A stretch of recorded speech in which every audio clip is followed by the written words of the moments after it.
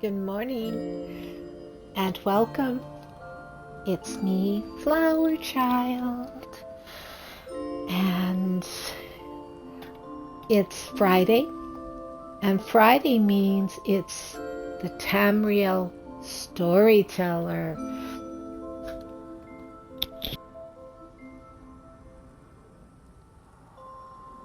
That's what I'm sharing with you today. So I want to welcome you in, and let's come over here and let me light the candles and open it up. This is my new toy, and let's open up the tome. Oh yes, now we've got the magic of the storyteller. And hey, you know what? I'm gonna also bring you in to the into the beautiful garden area, I guess. I don't know. Not garden area. Oh my God, where's my head? Where's my head? I need to think about these things. And yeah, so how are you all today? I hope you're all doing well. I've got another fun day planned for you. And so I hope that we'll have some fun together. And yeah, that's my intention. So, all right, you guys. So here we are. And oh my goodness, I don't know. I have weird eyes on, I think. I didn't mean to have those weird eyes on, but I do. I have weird eyes on. So these things happen sometimes, don't they? Okay, well, yeah, I don't know what to do about that. Anyways, it's kind of funny. Hey, Visionary, nice to have you join in. It's wonderful to see you as always. And yeah, okay, so welcome everyone who's tuning in, and I've got a fun day planned for you, or an hour. All right, come on over here, because I want you to meet somebody very special. There you go. Hail. Hey, you're my Nordic solitude guard, Jorn, and today I am going to be focusing on the Nords of Tamriel. I'd rather be cracking heads. Oh, I'm sure you would be, but you know, I'm glad you're here. I'm glad you took off a little bit of time so you could be No here fighting with my or guest. spitting. Got it? Oh, I'm not going to fight, and I'm definitely not going to spit. So I think maybe just kind of relax a little bit. And whew. Okay, so you know, I got to tell you all, my experience with Nords, well, it's kind of been hit and miss. I don't know many Nords, but I seem to have. I'm getting my camera here. Oh my gosh. Help me get my camera. Help me get my camera. Let me go like this and come out of the alcove just a little bit. There. That's much better. Okay. So I'm going to keep that Nord right there in the background where I can see him. But my experience with Nords, well, I have to tell you, mostly they kind of stand around like this, you know, like this. I'm like, hello. Oh. And they're drunk. And so I think, well, maybe I'll just maybe I'll splash some water on them, wake them up. And that doesn't help. So then I think, well, maybe I'll play some music for them. But the problem with it is I can't remember the song, so then I just start dancing, thinking maybe they'll start dancing with me. But I don't get a very big reaction, like what Jorn just did. He just folds his arms across his chest and looks at me. So then I realized there was something that did get them into action, and that was some mead. Oh yeah, the mead. You see that? He's like, oh, I want some of that mead. So today, I'm going to have some fun with these guys, and I'm going to sit down here and drink some mead, and I'm going to invite you to sit back, and we're going to have a little fun. And I'm going to take you on a journey into the world of Nords. So, my friends, let me just come over here and stand by my little Nord and share some lore with you about them. Here we go.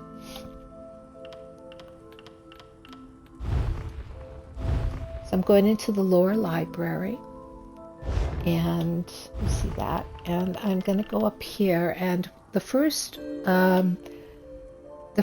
journal I'm going to read to you is in the Shalador library, and it's in the Rift lore, and it's the road to Sovangarde. The road to Sovangarde. Lore masters hear tales of heroes who claim to have traveled to Sovangarde and back, but the truth is uncertain. The greatest warriors stride the road to Sovangarde upon their deaths, but if the living can walk there and return, it has not yet been shown. Yet lore masters know this: Sovangarde exists, so our gods promise, so we believe. Sovangarde lies in the heart of Aetherius, awaiting the souls of departed warriors. Nords who prove themselves in battle awaken in the realm after death. Pain and illness vanish within the hall of valor. Revelry is never ending. Mead flows freely, and the greatest Nords of all time compete in tests of strength and prowess. And spirits trapped in this world know torment, emptiness, and endless suffering, obsessing over lost battles, fallen kingdoms, and unresolved lives. Not so in Sovangarde. Even the tedium of immortality is unknown, for spectral foes wait in the surrounding shadows, waiting to do battle with those who would test their mettle. Shor created the realm of Sovangarde with his clever magic long ago, but the trickster god has faded from our world. Others have attempted to part the veil of his deceit, practicing forsaken arts and seeking hidden paths into the afterlife. All such attempts end in tragedy. None call out Trick the Trickster. For all we know, Shor retreated to that realm and laughs at all who would outwit him. He may even rule the realm, choosing heroes to honor according to his whims. Well, all this is speculation. Only those who are worthy know the truth, and they speak no more to the living. Through all the suffering and adversity in this world, true Nord warriors endure, for Sovangarde awaits. Aha! There you have it. Hey, T-Chart, welcome. It's good to see you. So Sovangarde is the Nordic nirvana, and like to the Vikings, Valhalla, it's the place where it's their heaven, their paradise. Okay, so in keeping with the Nords, and I think looking at their their deities, their divinity. I think we need to take a moment to honor their goddess. She's very prominent. So I'm going into the Edetic memory, and I'm going down to lore and culture.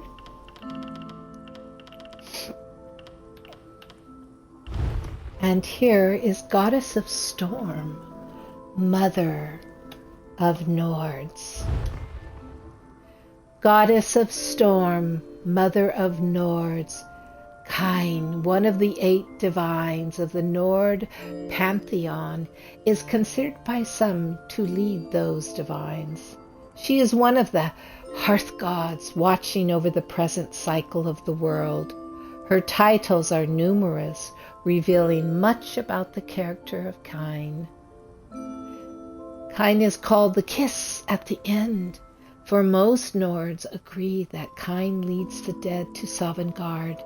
She is revered as the goddess of storm, called upon to bring rain and snow in dry times. She protects her faithful from the raging gales and blizzards that regularly sweep across the Skyrim expanse. Other names applied to Kine include Widow of Shore and the Mother of Nords. Warriors favor Kine as they call upon her for strength in battle and victory in conflict. So, wow, she's pretty awesome, I would say. I'm not sure that I'm pronouncing it correctly. Kine. That's how I would say it anyways. So with that in mind, I'm going to take us in the same area down to the Solitude Soliloquies, because in here we're going to read the divines and the Nords. I hope everyone's doing well. I hope you're enjoying your mead. I hope you're drinking mead, because in a moment, that's all I'm going to talk about is mead.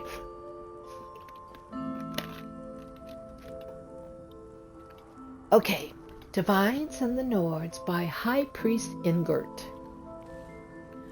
Nord religion has taken a number of interesting turns over the centuries. Our earliest beliefs were thought to have originated in Atmora and revolved around the worship of animal totems. These animals, dragon, hawk, she-wolf, snake, moth, owl, whale, bear, and fox, seem to correspond to the 8 divines, plus Lorcan. Later, the dragon rose to prominence and gave rise to the dragon cult. It was either during or soon after the move to Tamriel that the dragon cult became more malevolent and forced its will throughout the land. It took the dragon war to overthrow the dragons and their priests, but that's a tale for another time. Eventually, the animal totem gods transformed into the 8 gods we worship today. We call them by their true names: Alduin, Kine, Mara, Dibella, Stune, Junol, or Hunol, Orki, and Shor. We understand that our gods are as cyclical as the world itself, so we also remember the dead gods, Shor and Sun, who fought and died to bring about the current world. The hearth gods, Kine, Mara, Dibella, Stune, and Junol, who watch over the present cycle, and the twilight god, Aldun, who ushers in the next cycle. Add to these our so-called testing gods, who we do not worship but instead guard against to protect the hearth. These include Orkney, Malak, and Hermamora.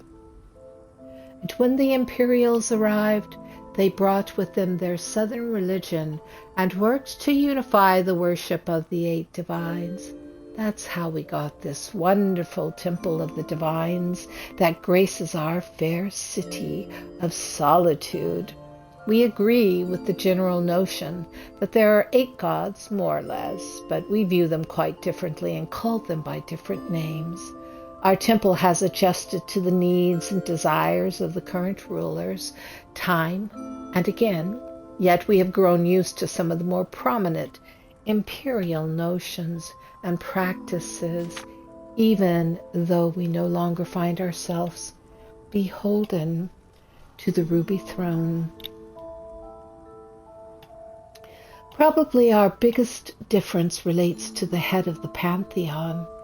We Nords consider Quich as the leader of the gods and find the imperial fascination with Aldun, who they call Akatosh, to be both perplexing and mildly disturbing. We work diligently to keep Aldun asleep, while our southern neighbors try time and time again to get his attention, which is why I begin every service in the temple with a prayer to praise Aldun, O great God of time, followed by a prayer to keep him at bay. May your slumbers stretch on for 1,000 generations. Well, there's one thing to be said about Nords, as they are quite funny. But I wanted to say there's an aspect of the Nords that is quite interesting. So let me see, is it in this book? It is in this book, I believe, and it's called, let's go down a bit. It's called Monsters of Northern Folklore. This is written by Minerva Callow, Imperial Chronicler. You can learn a lot about people by examining their superstitions. Ancient fears run deep, deeper even than cherished traditions or historical enmities. Well, while a few Nords will admit to fear of any kind, I've found one topic that reliably sets a Northerner on edge: the snow ghosts. At first I thought they referred to ice wraiths or wisp mothers, but I've come to learn these snow ghosts bear no similarity to those monsters, alternatively referred to as boggles, rickerkin, or clattercoats. They plague herders and traders alike, stealing livestock, stabbing wandering merchants in their sleep, and spoiling root sellers with poisonous slime. I gathered the following testimonials in Morthal and Solitude. I leave it to you, dear reader, to parse the fact from the fiction. Okay, that's enough. That's enough of that accent. I can't really do a Nord. So, Bombetta, a Morthal fishmonger, had this to say. I've seen those scamps more than once, skulking around the docks they were, snatching up our nets and tearing out the fish. They only come out on the moonless nights, you know, so you can't see them proper. My eyes aren't what they used to be, mind, but seemed to me they had sharp as ears like an elf. They hunched over like the goblins, and they had skin like the underbelly of a dead trout. All white, you see. My husband set out to run them off, but they're quick as a whip, and Rowlmig's knees creak like a dead pine nowadays, probably for the better. Way I hear it, they'll kill a person as soon as look at them. Well, I met a herdsman near the Dragon Bridge who could barely contain his contempt for the creatures, shaking his fist often as he gnawed on a dried Kilner root. He asked not to be identified. "To Sovangarde with those bastards. Used to be that you'd only hear about them once or twice your whole life long. Now they've snatched up 3 of my best cows in the last 6 months alone. Can't hardly get a wink of rest anymore. It's bad enough we've got to compete with damned mammoths for grazing space. Now I'm wringing my beard day and night, worrying about clattercoats, cutting my livestock to pieces.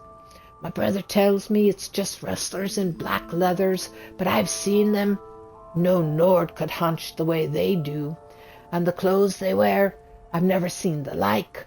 Like it's carved off one of those damned cave bugs you see near Morthal every now and again.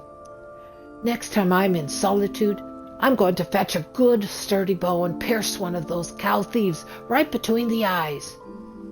Well, I'm not exactly sure what that has to do with a bug, but okay, cow thieves, bugs, monsters, whatever.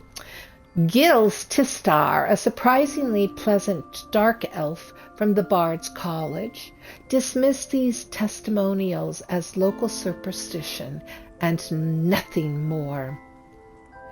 Let's see if I can imitate someone I know. You know how these Nords are. Honestly, they'll blame any misfortune on bizarre creatures or foreigners. Just the other day, some pale-eyed merchant blamed me for putting an elf hex on their dog. I mean, what is that? And why would I care about their dog? It's all nonsense. That said, nonsense often makes for entertaining verse. Just last night I wrote a farce about a five-eyed troll. It will land with a splash. Guaranteed. I met a wide-eyed vagrant in Carthwatch who offered a truly outlandish claim, flapping his hands about as he spoke. They're elves, snow elves, these people, goblins, some say, and Riker. Can you imagine, Faye?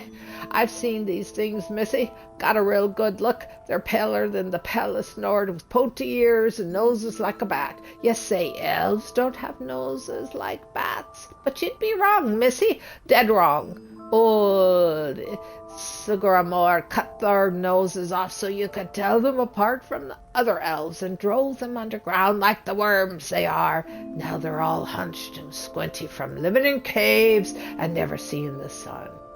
And they're coming back. Mark me. They aim to take Skyrim back just like they did back on the Crying Night. Beware, missy, beware.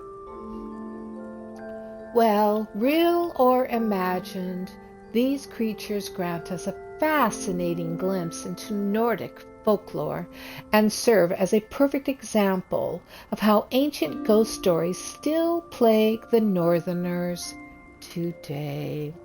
Well, with that said, I think that we better I'll recite it, but I'm going to recite for your listening pleasure. The Song of the Gods. If I can find it here. The Song of the Gods. Here it is. All right. The Song of the Gods. Kind the kiss at the end, called the mother of men. Dance in her storms divine, as hawk she flies our kin. Mara, goddess of love, whose grace lifts us high above. She blesses our sacred flora, does our beloved she-wolf Mara. Debella, the artist's muse, goddess of beauty that's no ruse.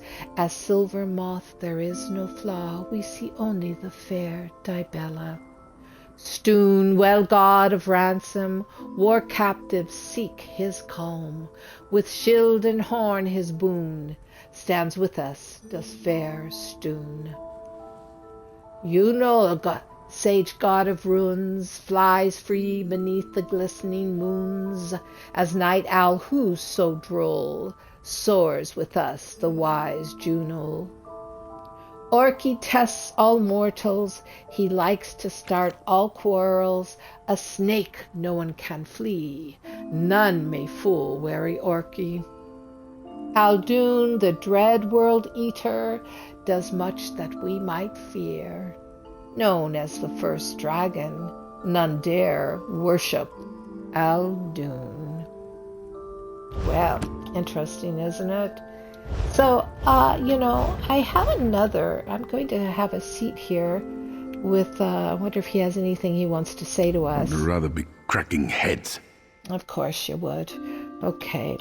Well, let me sit here again and, yeah. I'll toast and grab your ale. If you got some ale here, grab it, because now I'm gonna read to you about Mead. Oh yes, Mead. Here we go. First of all, wait a minute. First of all, Mead, also called Nord mead or honey wine by the Altmere, is an alcoholic beverage made from fermented honey and water, alternately molasses and sometimes strained with mashed grains. It is a delicious drink, very popular with the Nords and primarily in the province of Skyrim, but now we also see it across the continent of Tamriel, as brewing is the basis of any culture. Mead is, of course, very popular among the Nords of Solstheim, who usually import it from mainland Skyrim.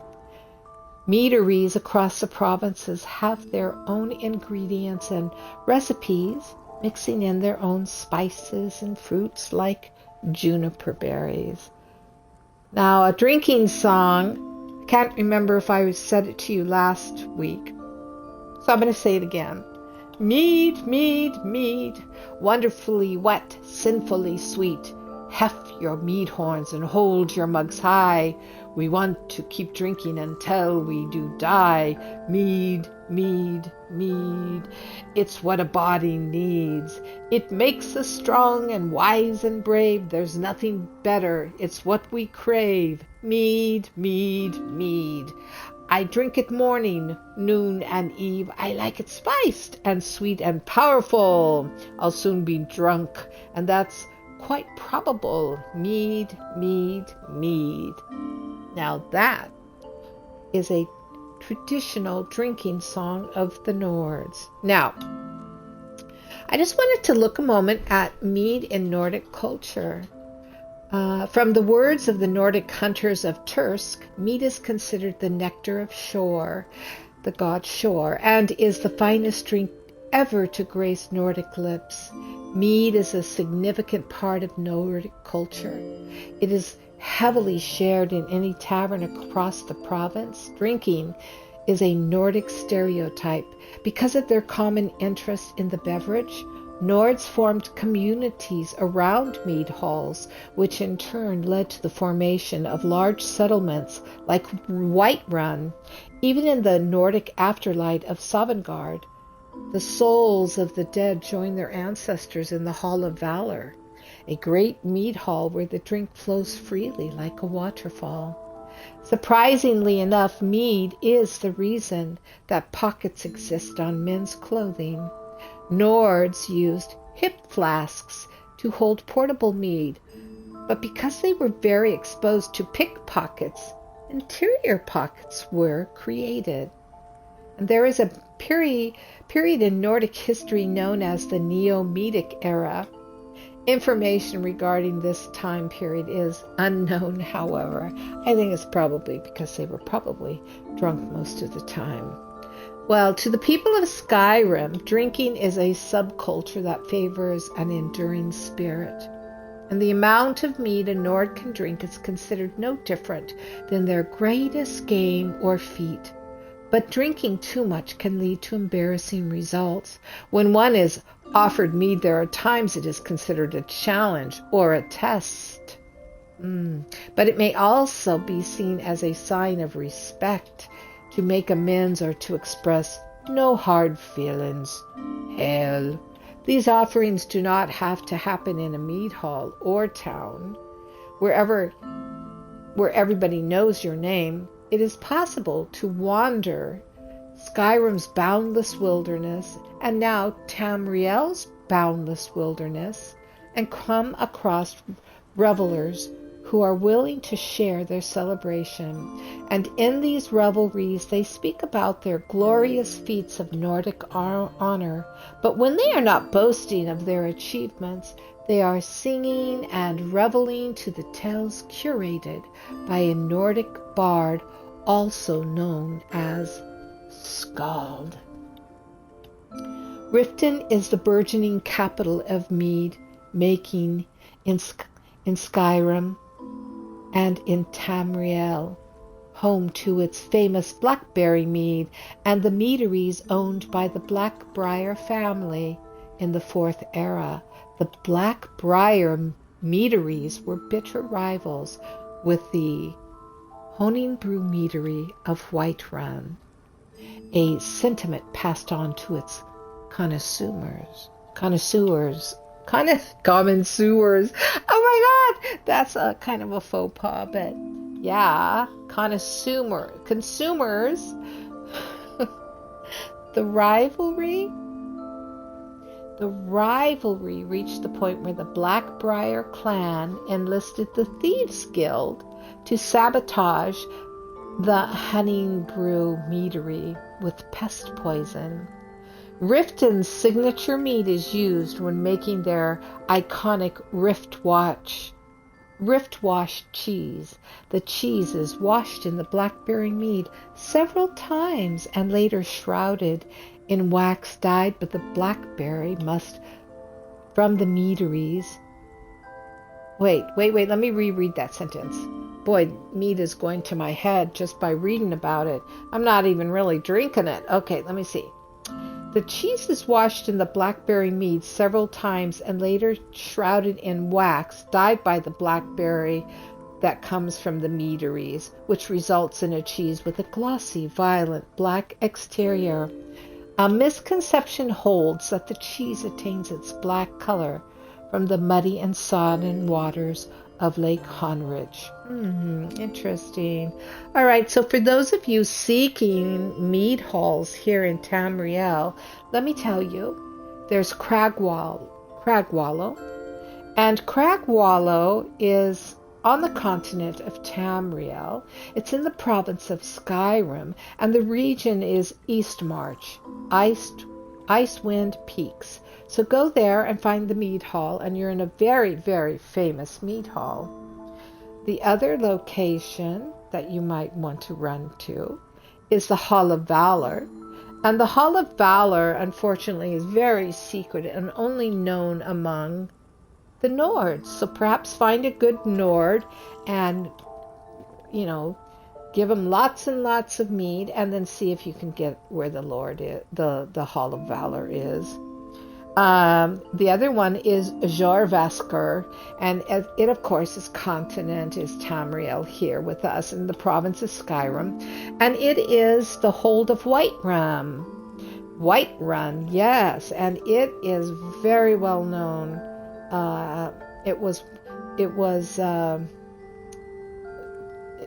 That Whiterun has quite a history to it anyways by itself. All right, so the last one I want to share with you is Thirsk. And Thirsk is in Morrowind. It's Saltstham. And there you have it. And that mead hall is very worthy of any Nord. But when you go in there, be prepared to pass mead around to everyone. So there's so many different types of mead. There is Blood Moon mead and Oblivion mead and Numbskin mead and Jorvaskar mead, and there's also Honningbrew mead and Blackbriar mead, of course. And there's Blackbriar Reserve mead too. So, and you can maybe find some of that mead at the Marketside Meadery there in the Rift. Okay, so the last thing I want to read to you about the Nords and Meads today is actually called Thenephans Mysteries of Mead. So, here we go. All right. Now, on the intricacies of creating and consuming Nord mead, by Daria Thenephans. And there's a reason I was kicked out of Daggerfall, chased out of Eldenroot, and banned from Mournhold. I've tried every variety of intoxicant wine, ale, and Argonian swill this world has to offer. I've sampled skooma with Khajiits, licked an Argonian history. Oopsie. One quick second. I need to stand up, and maybe I'll continue reading, but as I play, so that my screen doesn't go kaput. Because I hope I'm still. Yeah, there we go. I'll play. Yes, that'll make us feel good, right?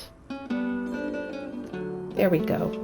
And let me come around to the front so you can see me and that Nord as I finish singing or talking about the Mead. But none of, let's see, licked in Argonian history and hunted magical toads with the Bosmere. None of that compares to Nord Mead. There's nothing like it. And the purest stuff is made in Nord villages, but we're at war with the Nords, and a Breton has no guarantee of surviving a trip like that. Leave that sort of thing to the professionals. There is still hope. However, if you're ever at a tavern and there's a cask of Nord Mead, you'd be a fool to pass it up. How many of you have made at your provision station some Nord Mead? I think it's time for all of us to make some Nord Mead and enjoy that. What do you think on that? I think that would be fun to do, and have a Nord Mead contest.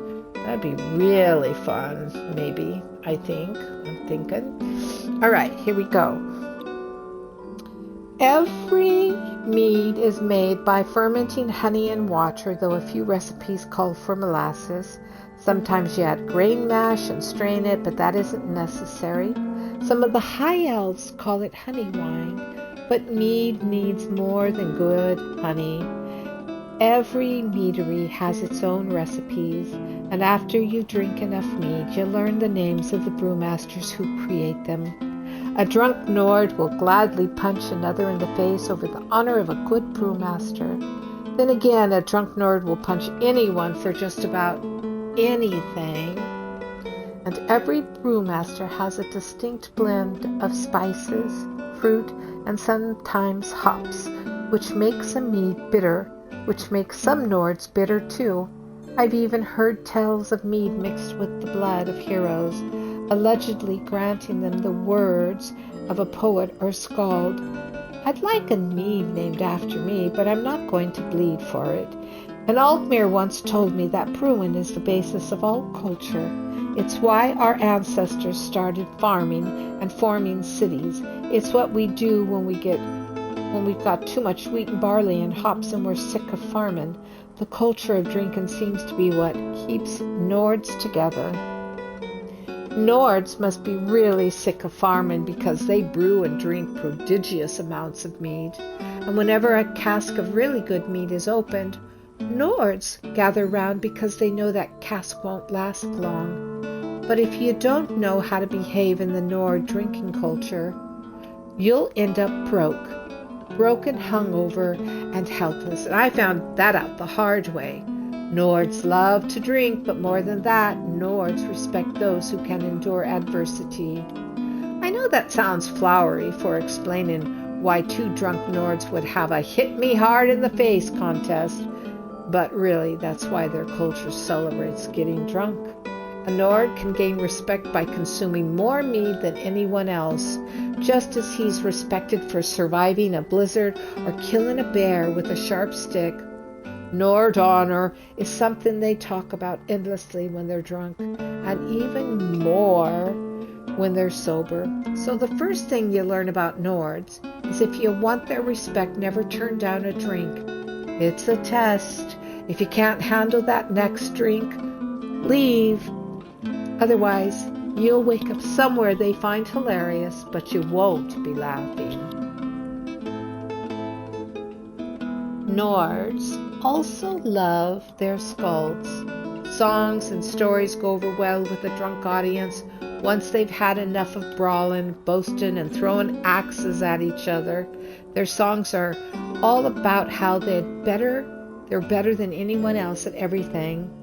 They've all heard these over and over again, so bring some of your own. They're desperate to hear something new. Hey, why do you think this Nord has been standing here so long listening to me? He's drunk, one, and so he's into storytelling too. So I've got a captive audience for as long as I can keep him drunk. Anyways, anywhere you go, drinking is also a good way to redress a mistake or make an apology, and it's the same with Nords. And if you lose a contest, you need to buy a drink. And if you make a mistake or offend somebody, you need to buy a drink. And if you're insulted, stand there and take it. Then you need to buy a drink. And you don't have to be the best brawler around to survive a room full of drunken Nords. You can also impress them by being clever or by being talented, but you better be really good. When it's time to take a punch in the face, you better be ready for a punch in the face. Yeah, and if you don't like getting punched, there are some things you should never talk about, like politics, who's the best brewmaster, and who punches the hardest, and never demand to know why someone just punched you in the face. Well, I'll tell you what, if you want to hear more, buy me a drink the next time I'm in Daggerfall. I'll tell you a story or two. Oh my goodness. So that's all I have to share with you today about Nords. Right? Hey, Jorn, right? No fighting or spitting. Got it? Oh, that's really abnormal for a Nord to say to me. Hail. Yes, that's better. Okay, here, have another drink. Enjoy your drink. This is to you. And to all the Nords. Here we are. I'm going to be staggering around. I am. All right, so, I have something fun for you to end out our hour together. But first, let me come over to this bookshelf, because we all know what's on this bookshelf. So, let me see. Where could it be? Where could it be? Oh, I am.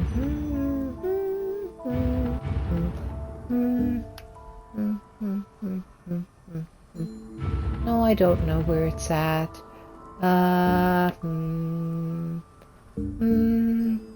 Okay, I think it's this one right here. I'll grab this one right here.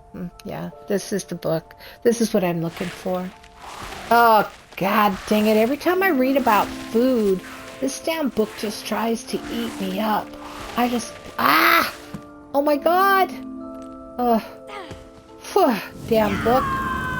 Take that. Alright, well, I'm dreadfully sorry about that. Alright, so let me share. I have a kind of a fun thing to share with you. So this goes out to all dark elves. This little tidbit goes out to all dark elves. Well, yeah, I think so. All dark elves for sure. And let me get the book here before I say what it is. Let's see. I got to go into my journal. Let's see. Am I in the right section? Yes. Okay. And then I want to go to homes and shops. I went too far. So whether a dark elf can hear this now or later, listen carefully. And also, I'm going to read this out to all good Argonians so that they know the recipe. This is how to make a Kwama egg omelet. Ready? A Kwama egg omelet. Well, you're going to make it with the Kwama. The Kwama have all gone crazy back home in Deep Crag. Mama Aralosi can't get the eggs she needs for her famous omelets. So I'm going to take this bag and rustle up some eggs, and she'll be so pleased. I just know it. I copied Mama's recipe below, so I know what I have to get. Step 1, find a Kwama mine.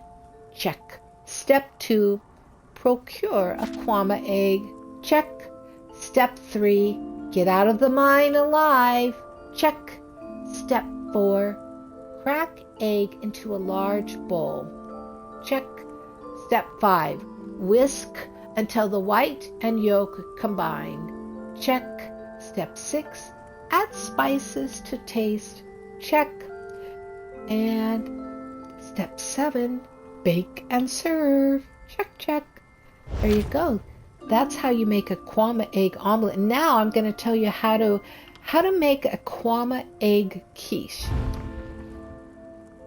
So the ingredients, first of all, for Kwama egg quiche, you need 1 medium Kwama egg or 2 small Kwama eggs, some ground meal, a mug of water, diced tomato, garlic, and salt to taste. Now, to prepare the quiche, break eggs in a large bowl, add tomato, garlic, and salt, whisk briskly, combine the meal and water to make a dough. Layer half of the dough in a deep pot. Pour half of the egg mixture over the dough. Place another layer of dough. Pour remaining egg mixture into pot and finish with another layer of dough. Cover pot tightly and hang over a small fire, or place the covered pot within a hot oven. Now, check the quiche after 1 hour, and once a brown crust forms on the top, the casserole is ready to eat. And there you have it. I just gave you 2 recipes, one for a Kwama, or a Kwama egg omelet, and Kwama egg quiche. Oh, much better than swamp food. Well, that was for you. I'm glad you heard it. Well, my friends, guess what? The Friday Tamriel Storyteller Hour is coming to an end, and I'm going to come over here and I'm going to close our little tone, and I'm going to close and turn off the lights, and that means, oh, do you like that I dressed for you? I dressed as a Nord for you today. Wait, I'll put on the one last item for this so you can see it. I was going to wear it the whole time, but then I thought, oh, you want to see the braids. You want to see the braids. I know you do. There you go. There you go. I am a Nord. I am a Nord. I am a Nord. I am. Mead. I want some mead. Oh, well, I guess that's the end. Bye, everyone. Have fun.